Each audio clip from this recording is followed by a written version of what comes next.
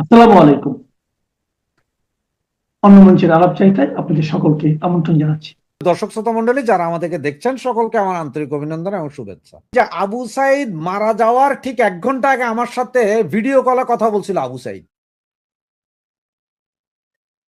Just 1 ঘন্টা আগে, 1 ঘন্টা আগে মারা যাওয়ার। ও মারা গেছে ধরো পোস্টমর্টেম রিপোর্ট অনুযায়ী 8টা কত মিনিটে, 7টার দিকে আমার সাথে ভিডিও কলে কথা বলছে আবু সাইদ। এবং সে বলছে যে ভাই আমি তো এই পুলিশকে মারছিলাম, পুলিশও আবার ওইখানে যে ছড়াগুলি মারছে, যেটা রাবার বুলেট যেটাকে বলে, এটা ছড়াগুলি।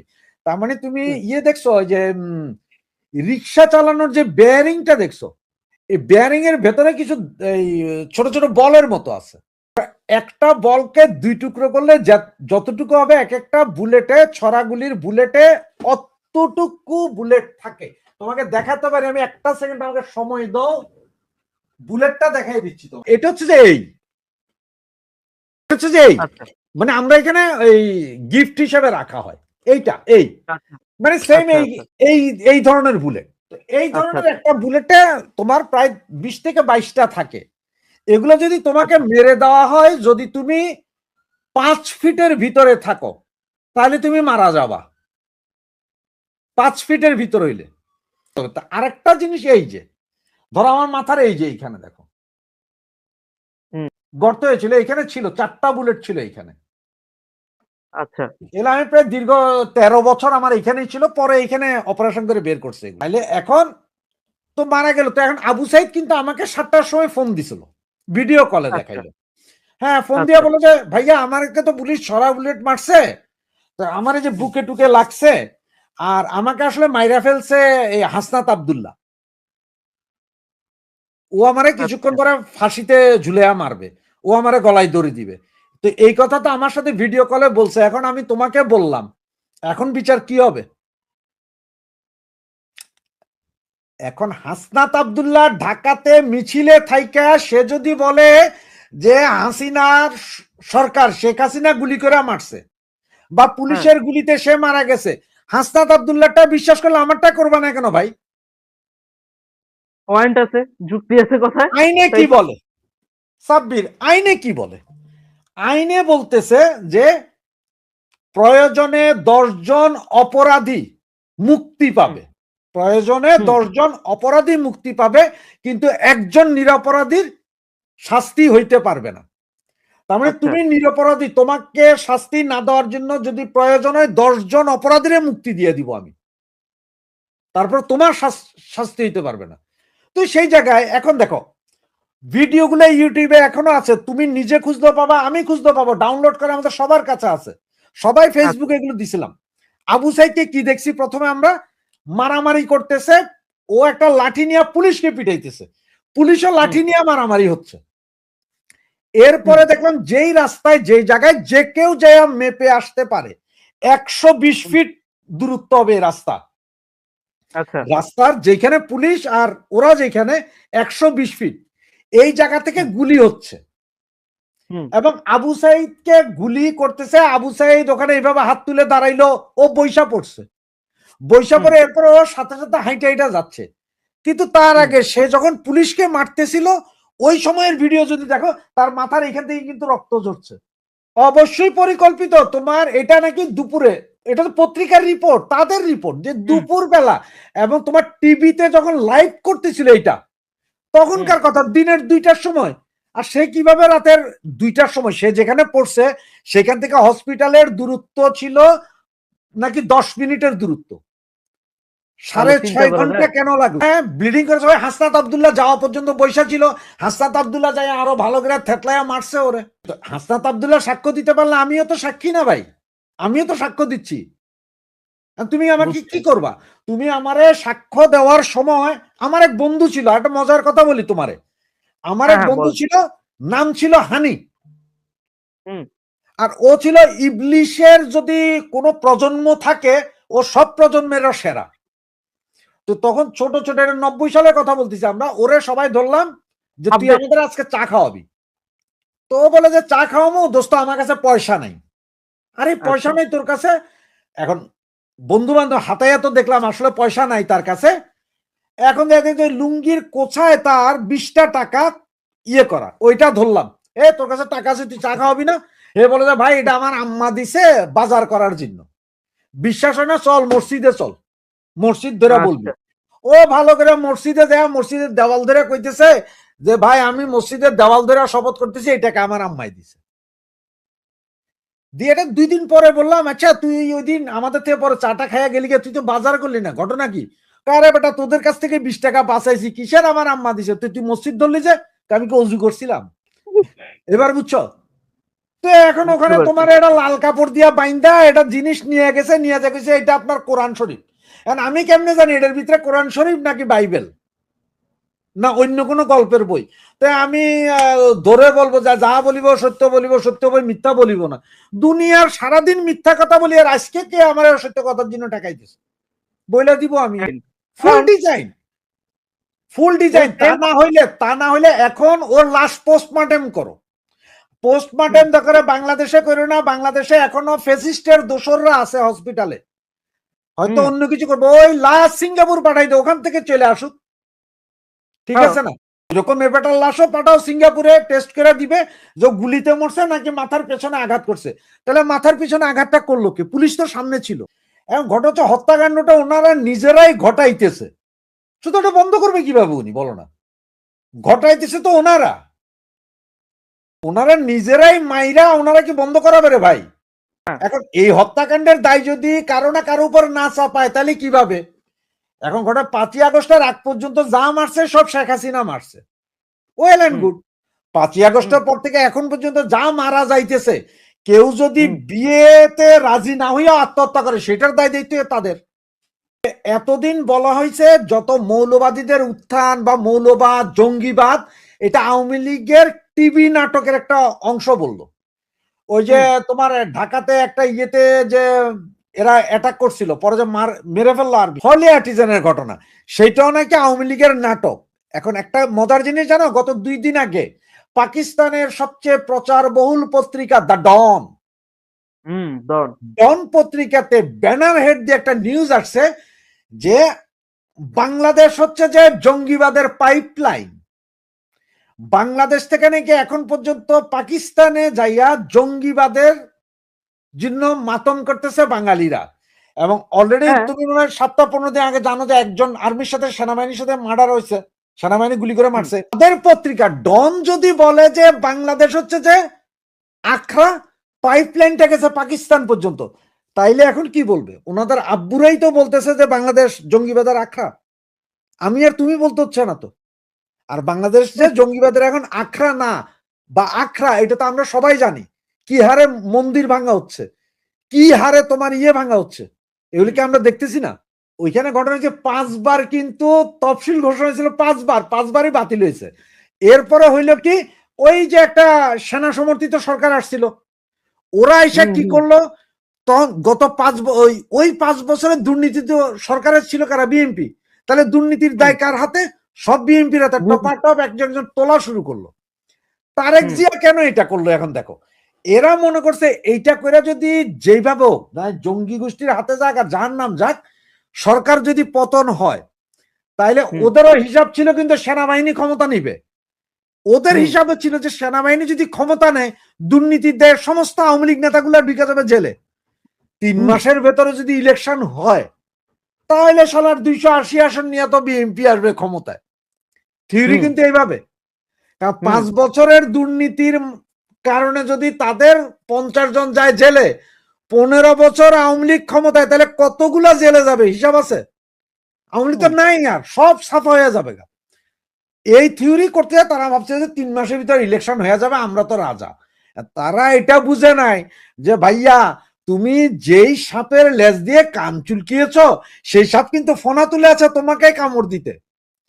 জামাত করছে কি এখানে দেখো, জামাত বললো যে ভাইয়া আপনি আমাদের একমাত্র নেতা, মানে যে আমাদের নবী হযরত মুহাম্মদ সাল্লাল্লাহু আলাইহি ওয়াসাল্লাম, ওনার পরে যদি পৃথিবীতে আর কোনো মুসলমান থাকে আপনি একক নেতা। এইটা দিয়ে ভাইয়া তো খুশি হয়ে গেল। ভাইয়ার দলের কর্মীদের বললো যে ভাইয়া সারা বাংলাদেশের বাজার ঘাট রাস্তাঘাট সব তো এতদিন আওয়ামী লীগ খাইছে, আপনারা 17 বছর এত কিছু করলেন, কিছু খাইতে পারেন, চলেন আমরা সব দখল করি।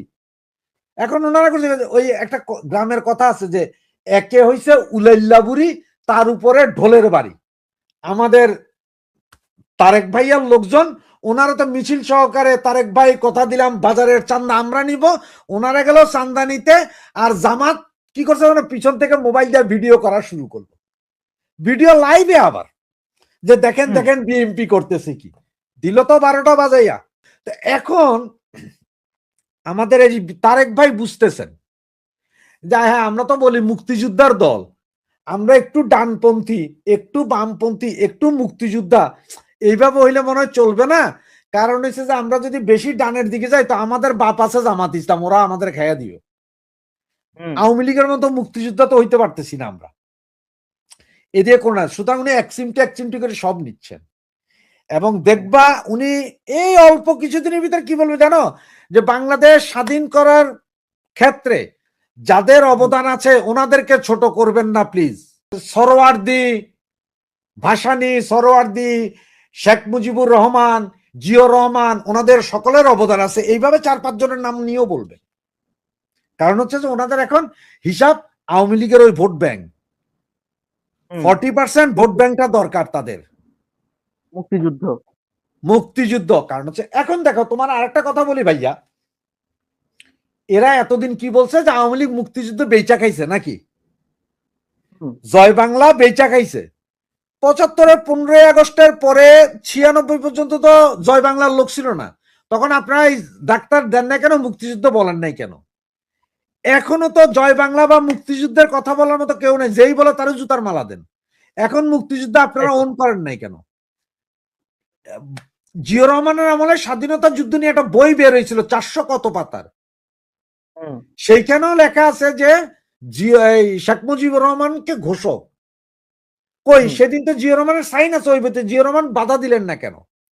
আর জিয়র রহমান যদি 26 তারিখে স্বাধীনতার ঘোষণা দিয়ে থাকে, জিয়র রহমান নাকি 27 তারিখে ঘোষণা দিছে স্বাধীনতার ঘোষণা কালুরঘাট বেতার কেন্দ্র থেকে, 26 তারিখে কেন স্বাধীনতার ঘোষণা, স্বাধীনতা দিবস পালিত হয়? এবং উনি যদি ঘোষণা দিয়ে থাকেন, কে জিয়র রহমান সাহেব যদি ঘোষণা দিয়ে থাকেন উনি মুক্তিযোদ্ধা, এতে আমার কোনো সন্দেহ নাই। কমান্ডার উনি খেতাবপ্রাপ্ত মুক্তিযোদ্ধা, বঙ্গবন্ধুর হাতে দেওয়া খেতাব, আমার কোনো সন্দেহ নাই, আপত্তি নেই, দ্বিমত পোষণ করি না, ঠিকই আছে। কিন্তু কত হচ্ছে যে 26 তারিখ সকালবেলা বিবিসির যে নিউজ এখনো পাবা ইউটিউবে ঘুরলে, বিবিসির কাছেই জানতে চান, নিউ ইয়র্ক টাইমসের কাছে জানতে চান, সেইখানে কেন বলা হয় যে বঙ্গবন্ধু শেখ মুজিবুর রহমান স্বাধীনতার ঘোষণা দিয়েছেন? সেদিন কেন বলা হলো? হ্যাঁ, তারা কি আমার আপনার মতো পাগল? ওনার আগে কালুরঘাট বেতার কেন্দ্র থেকে এম এ হান্নান, সন্দীপের একজন লোক, উনি ঘোষণা দিয়েছেন, আওয়ামী লীগ করতেন, উনি ঘোষণা দিয়েছেন। পরে যায় জিয়র রহমানরা ধরে আনা হইল। কেন ধরে আনা হইলে? এই জন্য যে উনি যেহেতু সেনাবাহিনীতে চাকরি করতেন ওই সময়, উনি একজন সেনা কর্মকর্তা যখন বলবে তখন বাঙালি আরো সেনা কর্মকর্তা ছিল না, বাঙালিরা কেউ কিন্তু মেজর জেনারেল ছিল না, মেজর ছিল না, সৈনিক ছিল সাধারণ। তো জিয়র রহমান বললো ওই সৈনিকগুলো ওনার পেছনে আসবে, এটা আমাদের লাভ ছিল, প্রফিট হয়েছে ওনার দাওয়াতে, এটা আমরা অস্বীকার করি না যে উনি কিছু করেন না, উনি ওই দিন ওইটা বলাতে আমাদের লাভ হয়েছে, ইপিআর টিপিআর সব বেড়ে আসছে, যেটা আমাদের সেনাবাহিনীতে বিদ্রোহ করছে। এইখানে আমি কোনো দ্বিমত পোষণ করি না আসলে ওই বাকিদের মতন, যে না উনি রাজাকার ছিলেন, না না না, আমি ওই জায়গায় যাইতে চাই না। উনি রাজাকার ছিলেন আপনি কিভাবে বলেন?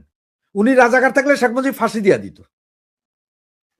যার যার সম্মান তারে তারে অতটুকু দিতে হবে। জিনিস কি জানো, এই ঢাকার শহর এখন যে আমাদের যে ব্যারিস্টার ফুয়াদ আছে না, সে বলে যে আওয়ামী লীগ গণহত্যার জন্য দায়ী। তার কারণ কি 1971 সালের পরে মিরপুরে, স্বাধীনতার পরে আওয়ামী লীগ গণহত্যা চালাইছিল মিরপুরে। খোঁজ নেওয়া দেখো 16 ডিসেম্বর বাংলাদেশ স্বাধীন হয়েছে, তারপরও আরো 2 মাস লাগছে মিরপুর স্বাধীন করতে, বাংলাদেশের ভিতরের ভূখণ্ড। মানে বিহারিরা ওইখানে ক্যাম্প করে ওখান থেকে গোলাগুলি করতো আমাদের সাথে।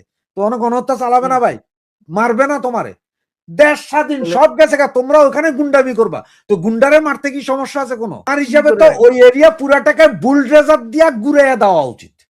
বাংলাদেশের বাঙালি, এই যে বাংলাদেশের যেসব বিহারি সেগুলো সবগুলোর বাইন্দা নিয়া, ওই যে তোমার ইয়েতে কোন জায়গায় জানি রোহিঙ্গা ক্যাম্প একটা করছে না চিটাঙের বাইরে, সুবর্ণচরণ ওই ওইখানে আইল্যান্ড সুবর্ণচর। ওখানের ভিতরে রাখবে, রিলিফ টিলিফ সব ওখানে যাবে। ওদের খাওয়া দাওয়ার তো কোনো কাম করে না, সারা চুরি চারটামি করে।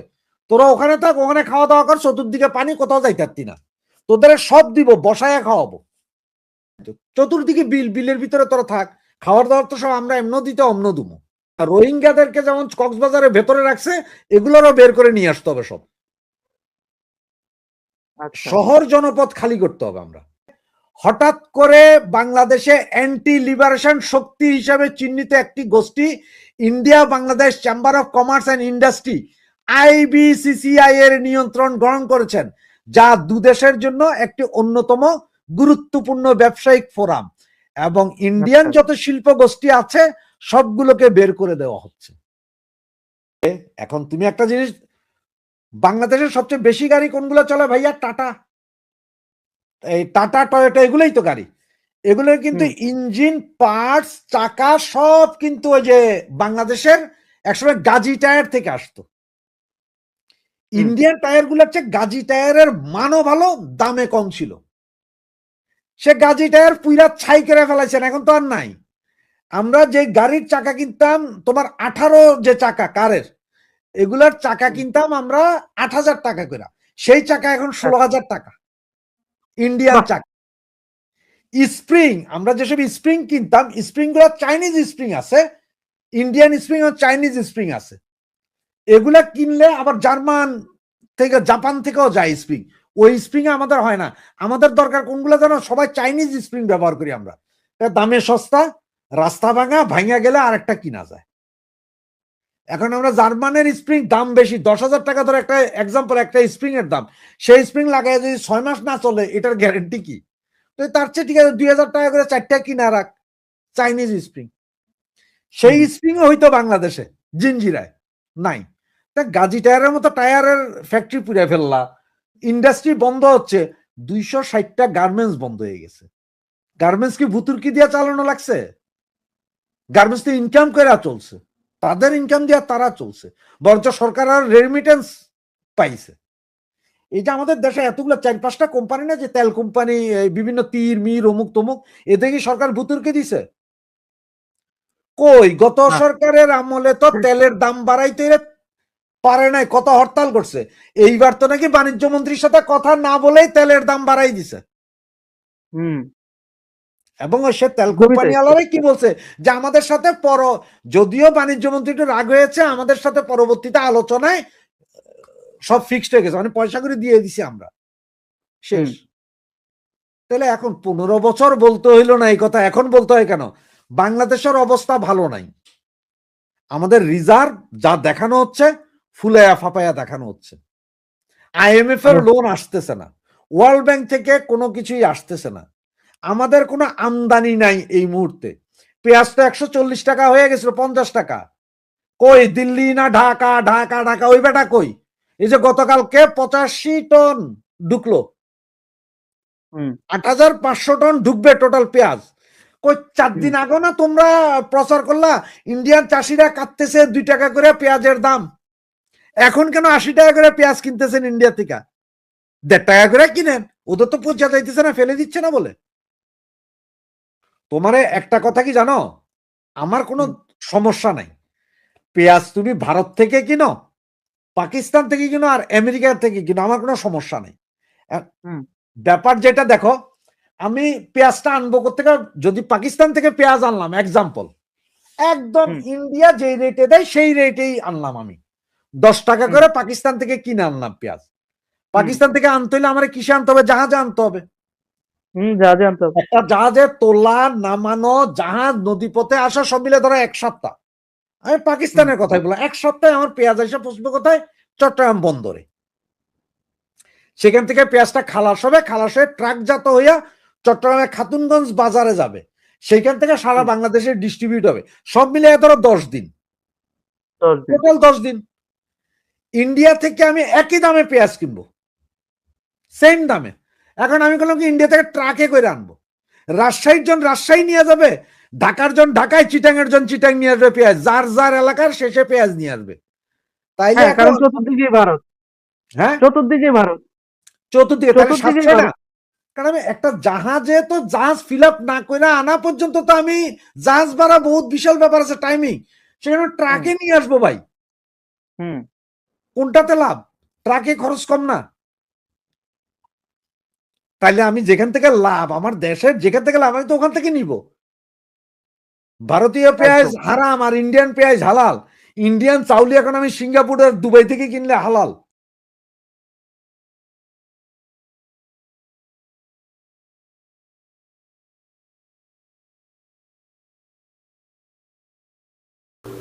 দর্শক, অনেক বিতর্কের পরে আমরা উপদেষ্টা পরিষদ থেকে 2 ছাত্র প্রতিনিধিকে পদত্যাগ করতে দেখলাম। কিন্তু আসলেই তারা কোন শর্তে পদত্যাগ করেছেন আপনাদের নজরে এসেছে কিনা আমি জানি না। প্রথমেই জানানো হলো যে খুব গুরুত্বপূর্ণভাবে একটা সংবাদ সম্মেলন ডাকা হয়েছে। আসিফ মাহমুদ সজীব ভুঁইয়া সংবাদ সম্মেলন ডেকেছেন। সাংবাদিকরা মনে করলেন যে তিনি পদত্যাগের ঘোষণা দিবেন, কিন্তু সংবাদ সম্মেলন শুরু হওয়ার পরে জানা গেল যে না, তিনি পদত্যাগের ঘোষণা তখনই দিচ্ছেন না, তিনি ফিরিস্তিগুলো জানান দিবেন যে তিনি এই 1-1.5 বছরে বা 15-16 মাসে কি করেছেন, তার মন্ত্রণালয়ে কি কি উন্নয়ন সাধন করেছেন ইত্যাদি ইত্যাদি। পদত্যাগের বিষয়ে তিনি কি বললেন যে অনুমতি নেই, মানে তিনি ওই সময় যে ঘোষণা দেবেন সে বিষয়ে সরকারের ঊর্ধ্বতন কর্তৃপক্ষের অনুমতি নেই। এখানে অনুমতি থাকা না থাকা কি আছে? তিনি নর্মালি বলতে পারতেন হ্যাঁ আমি পদত্যাগের ঘোষণা দিতে যাচ্ছি বা এটি খুব শীঘ্রই জানতে পারবো, অথবা পদত্যাগ করছে এটি স্পষ্ট জানিয়ে দিলে হতো, তা তিনি করলেন না। আচ্ছা, পরবর্তীতে প্রধান উপদেষ্টার দপ্তর থেকে জানানো হলো যে তিনি পদত্যাগ করেছেন। একই সঙ্গে তথ্য বিষয়ক উপদেষ্টা মাহফুজ আলম, 2 জন পদত্যাগ করেছেন। কিন্তু পদত্যাগের শর্ত হিসেবে কি বলা আছে? তফসিল ঘোষণার সঙ্গে সঙ্গে এই পদত্যাগপত্র কার্যকর হবে। অর্থাৎ কি, তফসিল ঘোষণা না হলে তাদের পদত্যাগপত্র কার্যকর হবে না? মানে আমার না মাথায় এটি ঢুকছে না, মানে এর মধ্যে কি গূঢ় রহস্য থাকতে পারে। যেহেতু বৃহস্পতিবার তফসিল ঘোষণার কথা রয়েছে বা হবে আমরা জানি, তার একদিন আগে তাদের পদত্যাগের কথা বলা হচ্ছে। তো পদত্যাগ যদি করেই থাকে, এই একদিনে কি আসে যায়? কেন এর সাথে শর্ত জুড়ে দিতে হবে? আমরা জানি না যে আসলে কোথায় কি হচ্ছে। অথবা স্পেসিফিক্যালি বললে হতো যে 12ই ডিসেম্বর তারা অফিস করে পদত্যাগ করে সসম্মানে বিদায় নেবেন। তাও তো না, তফসিলের সঙ্গে শর্ত জুড়ে দেওয়া হলো। এবং একই সঙ্গে আসিফ মাহমুদ সজীব কি সুন্দরভাবে বললেন, মানে সব আইন কানুন তাদের হাতে। যখন বলা হলো যে নির্বাচন করছেন কিনা বা পদত্যাগের বিষয়টাকে, তিনি উত্তরে কি বলেন, যদিও আইনগত কোনো বাধ্যবাধকতা এক্ষেত্রে নেই। অর্থাৎ তিনি বলতে চাচ্ছেন যে উপদেষ্টা পদের থেকেও নির্বাচন নাকি করা যায়। কি ভয়ঙ্কর কথা! যেখানে মন্ত্রী পরিষদে যারা থাকেন বা সংসদস্য অবস্থায়, তারা নির্বাচনী প্রচারণা চালাতে পারেন না অন্যের ক্ষেত্রে, নিজের ক্ষেত্রে তো দূরের কথা, মানে নিজের প্রার্থী হলে তাদেরকে ওই পদগুলো থেকে সরে আসতে হয়। সেখানে তিনি মনে হচ্ছে যে দয়া বশত পদত্যাগ করছেন। সম্পদের হিসাব জমা দিয়েছেন, কার কাছে জমা দিয়েছেন? প্রধান উপদেষ্টার কাছে। কি জমা দিয়েছেন সেটা আদৌ মানুষ জানতে পারবে? পাবলিক করা হবে কখনো? এর আগে তো আমরা জানি নাহিদ ইসলামও যখন পদত্যাগ করলেন তার দপ্তর থেকে, তিনি নাকি বিশাল সততার সঙ্গে একটি পদত্যাগ মানে সম্পদের হিসাব জমা দিয়েছেন। কোথায় সেই হিসাব? প্রকাশ করেন না কেন? কে চ্যালেঞ্জ করবে এটাকে? চ্যালেঞ্জ করার জন্য অসংখ্য মানুষ আছে, সেই চ্যালেঞ্জ গ্রহণ করবে কে? আসিফ মাহমুদ সজীব ভুঁইয়াও সম্পদের হিসেব জমা দিয়েছেন। কি সৎ সাধুনায় সাজলেন! তার এপিএস এর দুর্নীতি নিয়ে কি হয়েছে? দুদক তদন্ত করেছে তো, তারপরে কি কি পাওয়া গেল সেসব বিষয়ে তো কিছু জানা যায়নি। আসিফ মাহমুদ সজীব ভুঁইয়ার যে অস্ত্র ছিল AK-47 এর ম্যাগাজিন পাওয়া গিয়েছিল বিমানবন্দরে, তখন তিনি কি বলেছিলেন যে তার নিরাপত্তার জন্য এটি নেওয়া হয়েছে। সেই অস্ত্র কোথায়? এখন তো তিনি আর উপদেষ্টা নেই। সেই অস্ত্রের হিসাব কার কাছ থেকে নেওয়া হবে? কে নিবে? এবং মাহফুজ আলমও নাকি পদত্যাগ করেছেন, এটি প্রধান উপদেষ্টা কার্যালয় জানিয়েছে, একই শর্তে যে তফসিল ঘোষণার সঙ্গে সঙ্গে এগুলো কার্যকর করা হবে। এখন তারা আবার নির্বাচন করবে নিশ্চয়ই, তো নির্বাচন কে কোন দল থেকে করবে এখনো নিশ্চিত হয়নি। মানে ডিসেম্বর, জানুয়ারি, ফেব্রুয়ারি আছে 2 মাসের মতন নির্বাচনে যদি হয় আর কি। এখন বিষয় হচ্ছে যে আসিফ মাহমুদ সজীব ভুঁইয়ার সঙ্গে এনসিপির যোগাযোগ আছে, দূরত্বও আছে। তারা তো বলতে গেলে এনসিপির হয়েই গিয়েছিল, যদিও তখন এনসিপি গঠন হয়নি, তারপরেও তো আমরা জানি যে এনসিপির সাথে কি যোগাযোগ ছিল। শোনা যাচ্ছে যে তাকে নাকি বড় কোনো পদ দেওয়া সম্ভব হচ্ছে না, এই জন্য তিনি সেখানে জয়েন করছেন না। শোনা যাচ্ছে যে তিনি গণ অধিকার পরিষদে আবার ফিরে যাবেন। গণ অধিকার পরিষদের সাধারণ সম্পাদক সে জানিয়েছেন যে তাকে যোগ্যতম স্থান দেওয়া হবে। আবার অনেকে ট্রল করছেন যে রাশেদ খানকে বিদায় দিয়ে বোধহয় ওই পদে, সাধারণ সম্পাদক পদে আসিফ মাহমুদ সজীব ভুঁইয়াকে নেওয়া হবে। আবার বিএনপির সাথেও আলোচনা চলছিল, শোনা যাচ্ছিল যে ঢাকার 10 নম্বর আসন থেকে তিনি বিএনপির হয়ে নির্বাচন করবেন, এই জন্য তিনি ওই এলাকার ভোটারও হয়েছেন। মানে এনাই কাণ্ড কারখানা সব। গণ অধিকার পরিষদ মুখে আছে আসিফ মাহমুদকে নেওয়ার জন্য, যে কোনো মূল্য তাকে নেওয়া হবে। কি আছে এদের ভিতরে? আসিফ মাহমুদ সজীব ভুঁইয়ার তহবিলে কি আছে? কি সেই জাদু? শেষমেশ বিএনপি থেকে নমিনেশন পায়নি, মানে নিশ্চয়তা পায়নি। আমরা